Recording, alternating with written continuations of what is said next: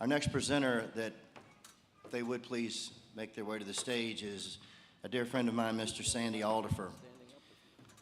Sandy is involved in a firm that is 65 years old, and Sandy and I had a lot of talks because, you know, his dad meant so much to him and was so integral in his career. And of course, as many of you know, my father is my hero and is extremely integral in my life and in everything in my career. But he's a dear friend, he's a dear family man, and many of you don't know this about Sandy, but he threatened me with my life. If I didn't go to CAI, he would kill me, and so that's the reason I did that. Sandy, the lectern is yours, sir.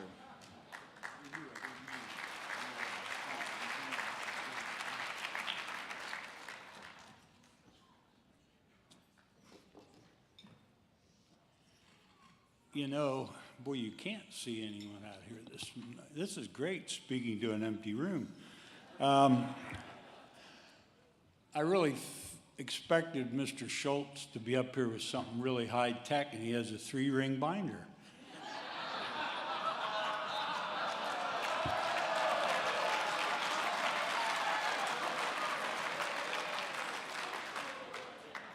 The other year I did try one of these. I had an iPad, I had my phone, and I still came with paper. But for those of you that I have not had a chance to welcome to Pennsylvania yet this week, it's my fault because I didn't get here before today. But I've heard many of you's had many exciting trips on here, and I just want you to know there's 12 interstates that run through the state of Pennsylvania. If you know where any of these are, you could have gotten here a lot quicker than by air.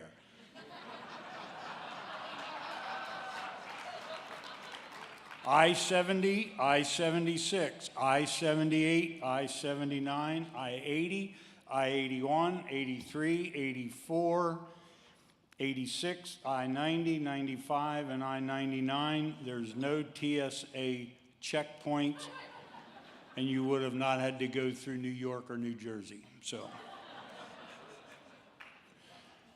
just for next time. Hall of Fame, well, the one other thing I want to add, it was good to see John tear up. I always tell people there's 2 times that men are really allowed to cry. One is when they give their daughter away, and the other is when they get their name called for the Hall of Fame.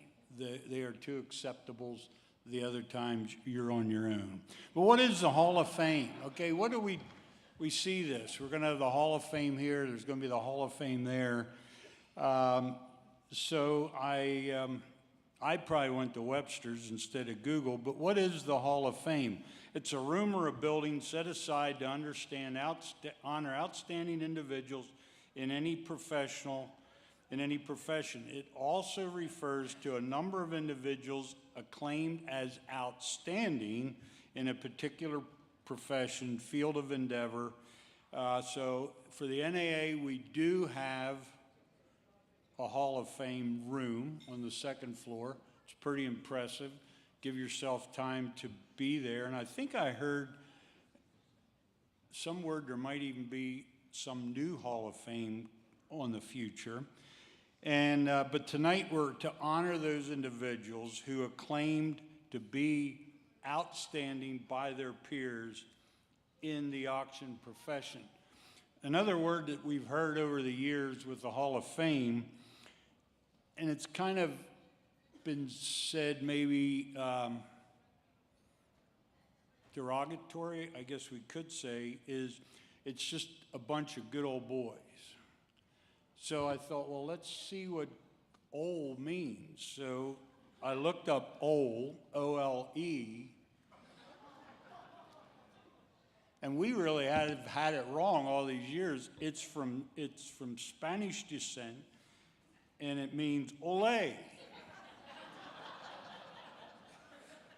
Ole is an informal expression of enthusiasm or affection, as in a good bullfight. So we have not been using that word wrong, okay? Because it is an expression of enthusiasm, affection.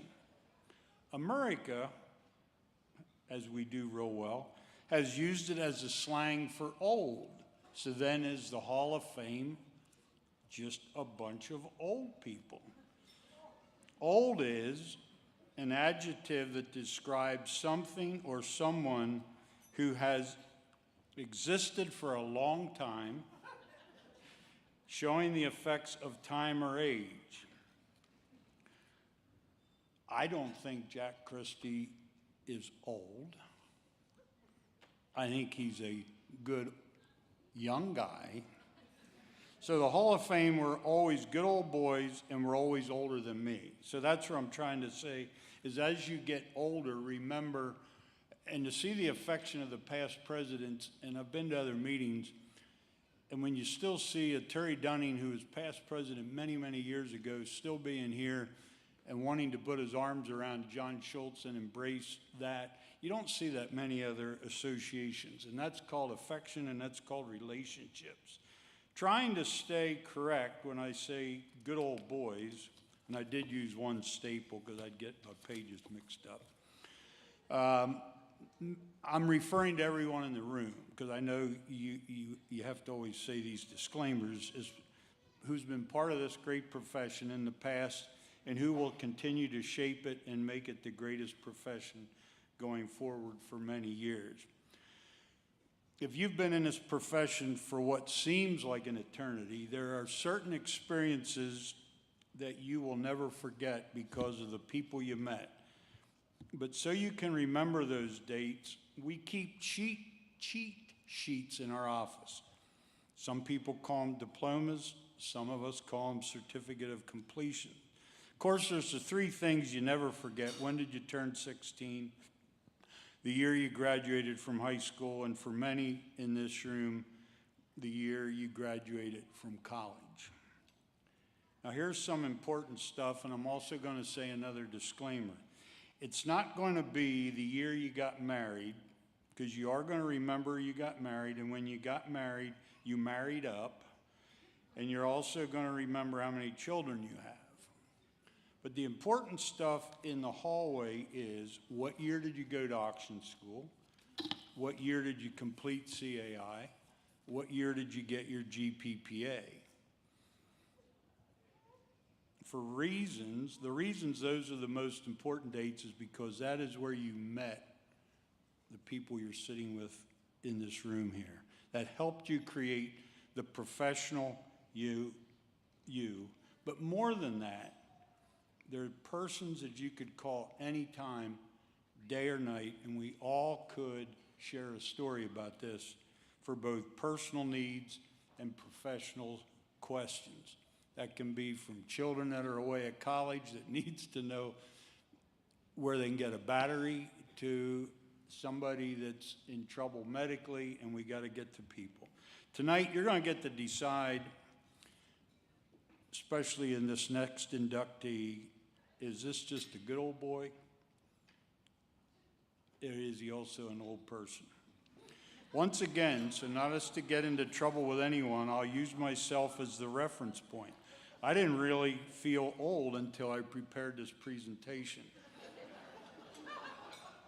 I graduated from high school in 1970. This year's inductee graduated a decade later. I went to auction school in 1973. This year's inductee went to auction school a decade later. I received my CAI in 1985. They received their CAI 5 years later.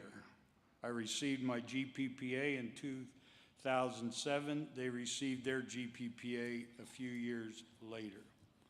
Here's where our friendship started, though. The years between our high school graduation and attending auction schools were great. Many things happened in those years. I am a baby boomer. The recipient is a Gen Xer, okay? So when you look at those times and you look at who is in this room, we really have went through a lot of interesting changes, and our profession has been part of it and has mainstayed through all those changes. If I were to read, but it was really together at CAI and GPPA is where we found out who each other really was. And all those differences just became numbers. If I were to read all the things this individual has done for the auction profession, both at the national and state level, their community, their church, and their family, you would ask, well, do they ever work? If you trust me, talk to their family, they will say they work all the time, long, hard days. They are from a 3-generation company and are very proud to continue the tradition of providing customers with the best service. They are committed to always putting the needs of their customers first, providing them with honest and reliable service. Now, I'm so glad Dennis broke the normal form. I'm going to break it a little bit. I'm going to ask you to do me a favor. When I share with you who the recipient is, as Paul Harvey always said, the rest of the story. The rest of the story is going to be on the screen, and I'm going to ask our recipient to just watch the rest of the story, because being one that was selected, I know it takes a lot of time. And Jack, I was watching you, and even knowing that it was you, your mind was, you were just racing, and you're usually quick with words. His daughter, who has been a sidekick of mine, will tell them when to come up. But so right when I say the name, hold your applause, watch the video. It won't be long, and we'll be right back to it. But here is my part of the rest of the story. Our candidate wanted to fly fighter jets for the Navy, but was too tall for the cockpit at the time and did not have perfect vision. Would keep me on the ground. He got offered to play football at the University of Nebraska, but had too many concussions and decided to pass. He came back to the farm, met his wife, got married in 1987, and being the kind of person that says, well, let's get it done, 2 children's going to be great. So the next year they had twins, a boy and a girl. Some of us were fortunate enough to be born into an auction profession, but our inductee became part of the auction family by the grace of God and by a young couple who opened their heart and their home to a little boy from Nebraska Children's Home Society. That little boy was born February 7th, 1965, but he was adopted at 9 a.m. on March 19th, 1965, and that's when he became part of this family. His parents drove him home in a 1961 black Ford and named him J.D., J-A-Y-D-E, because J.A. was the first 2 letters of his new dad's name, and D.E. were the first 2 letters of his new mom's name. His nicknames over the years became Pumpkin and Swede. His sister Jenny joined their family in a few years. It is my great pleasure to introduce the 224 Hall of Fame inductee, my dear friend Jay Nitz, and enjoy the video.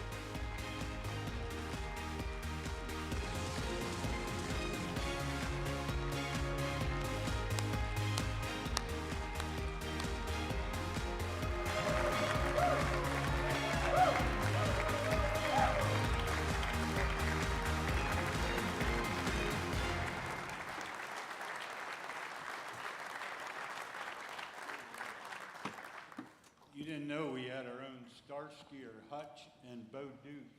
Did you try out for both of them roles? No, just Bo. Just Bo. Jay is, so I don't know, you're just always 12 years behind me. I had this pleasure in 2012, and now here you are, 2024. And man, I love calling you my brother. Thank you.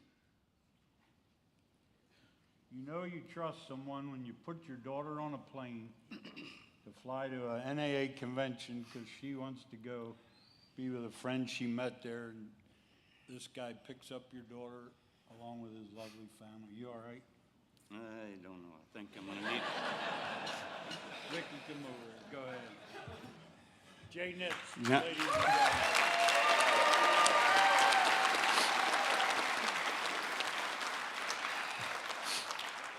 John Schultz, can I borrow your towel? I think I'm going to need it. Speaking of John, your association, I've known John a long time, and your association is in wonderful, wonderful hands. When John first ran for the board, I told him, I said, John, you need to shave. You're not going to get elected if you don't shave. He didn't get elected that first time. I was right that time.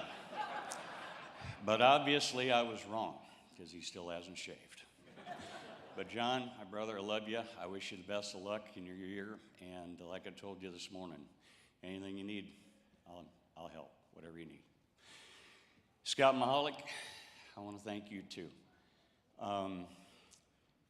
You know, I got to meet Scott a few years ago, and your foundation is in wonderful hands as well.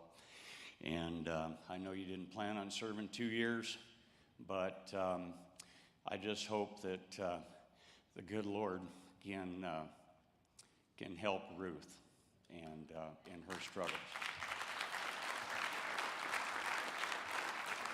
I know what a battle with cancer is all about. I've been facing it for the last 3 years myself. I had prostate cancer surgery a month ago, a little over a month ago. But to the grace of God, they got it all. And so I'm cancer-free.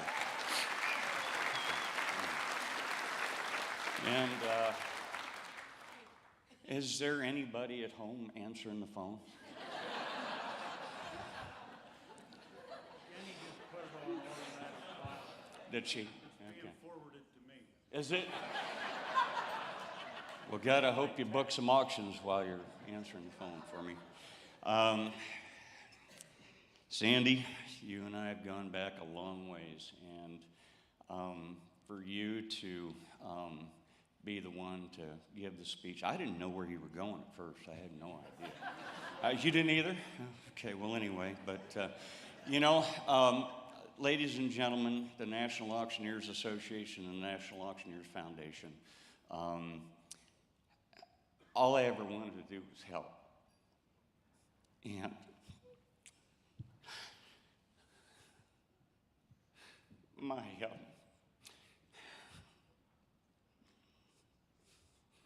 my only regret is that Mom and Dad are here to see us. Because it started with God. It always did, always will for me and my family. And so I want to thank him for everything that he's ever done for me. I want to thank my parents because without them, I wouldn't have had an opportunity to be in this wonderful association. And you are right, you cannot see anybody out there. So, You can say what you want. I did get your mom to proof the speech. did you? Yeah, your mom proofed it. Well, thank you. I appreciate that. Had some of the most wonderful parents, and John Nichols, I know how much you admire your father. You've said it many times. I've heard you many times. I'm right there with you, brother.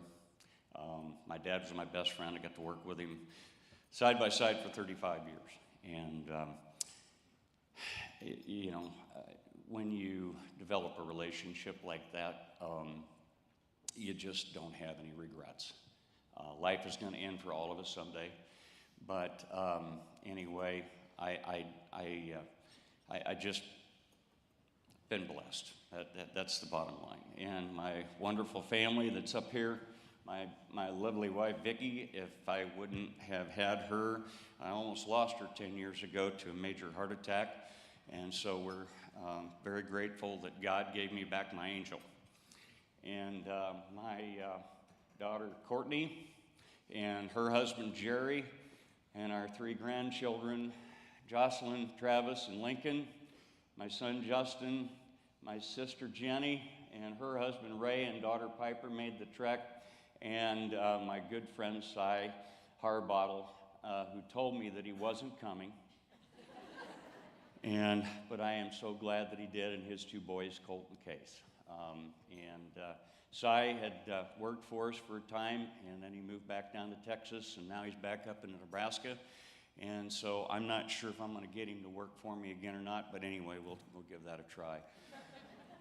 But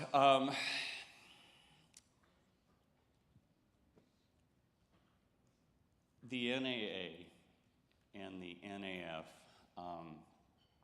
is, next to my family and God, are the best things that ever happened to me. I have a ton of friends out there, and those of you that I haven't met are the friends that I'm looking forward to meeting. And I am so grateful to the people who thought I was worthy of this great honor. And I know how hard it is to stand up here now and babble and not know what you want to say, and I'm going to sit back down and say, gosh, I wish I would have said that, or wish I would have said that. But it's been my honor and my privilege to be a part of this association. And but I do want to say one thing before I leave. I am terribly grateful for 4 men, Tommy Williams, Bill Sheridan, Randy Wells, and the late Kurt Kiefer. Because without them, ladies and gentlemen, back in 2007, we wouldn't be standing here today.